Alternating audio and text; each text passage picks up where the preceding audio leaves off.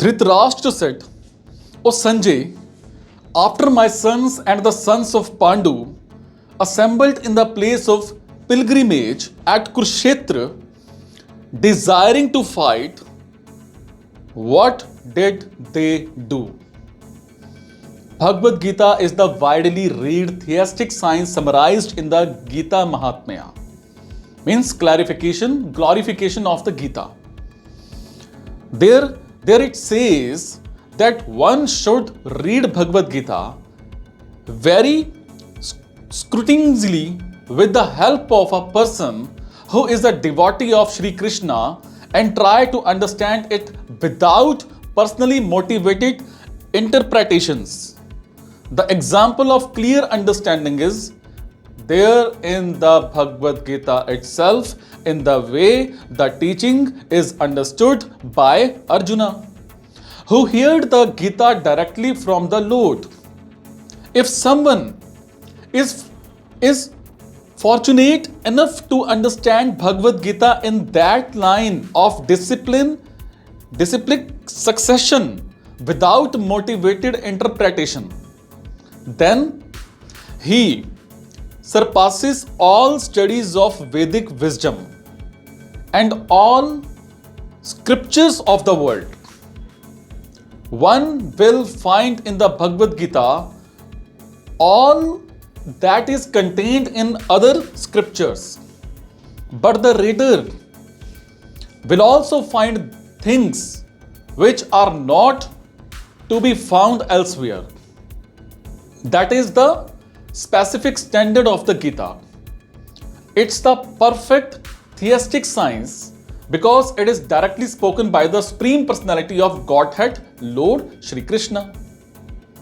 The topics discussed by Dhritrashtra and Sanjay, as described in the Mahabharata, form the basic principle from this great philosophy.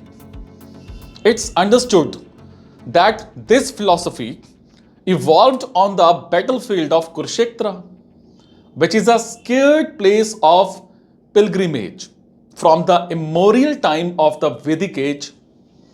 It was spoken by the Lord when he was present personally on this planet for the guidance of mankind.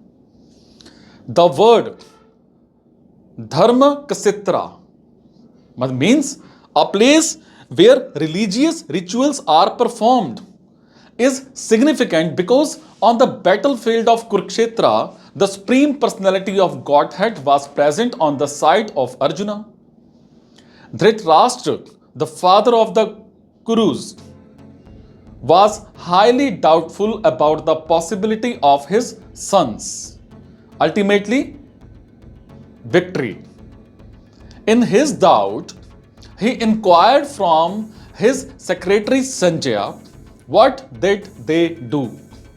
He was confident that both his sons and the sons of his younger brother Pandu were assembled in the field of Kurukshetra for a determined engagement of the war. Still, his inquiry is significant. He didn't want a compromise between the cousins and brothers, and he wanted to be sure of the fate of his sons on the battlefield. Because the battle was arranged to be fought at Kurukshetra, which is mentioned elsewhere in the Vedas as a place of worship, even for the denizens of heaven. Dhritrashtra became very fearful about the influence of the holy place on the outcome of the battle. He knew very well that this would influence Arjuna and the sons of Pandu favorably because by nature they were all virtuous. Sanjay was a student of Vyasa, and therefore by the mercy of Vyasa, Sanjay was able to envision the battlefield of Kurukshetra even while he was in the room of Dhritrashtra. And so Dhritrashtra asked him about the situation on the battlefield.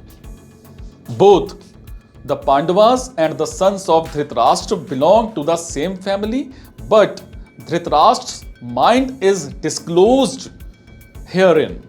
He deliberately claimed only his sons as gurus, and he separated the sons of Pandu from the family heritage.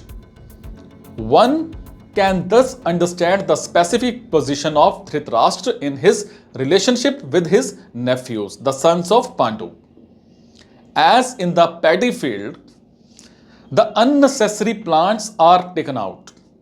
So it is expected from the very beginning of these topics that in the religious field of Kurukshetra, where the father of religion, Shri Krishna, was present, the unwanted plants like Dhritarashtra's son, Duryodhana, and others would be wiped out, and the thoroughly religious person headed by Yudhishthira would be established by the Lord.